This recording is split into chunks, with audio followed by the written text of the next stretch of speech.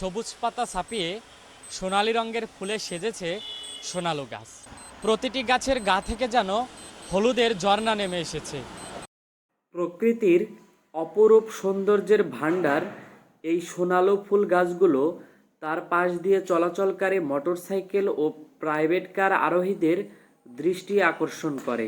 টাঙ্গাইল পৌর শহরের ধুলেরচর মাদ্রাসার সামনের ডিসি লেকের পশ্চিম দিকের পাকা সিঁড়ির পাশে একটি, লেকের পাড়ের রাস্তার ধারে আরও দুটি ও উদ্যানতত্ত্ব অফিসের আঙিনায় আরও 3টি সোনালু গাছ ফুলে শোভিত হয়ে আছে।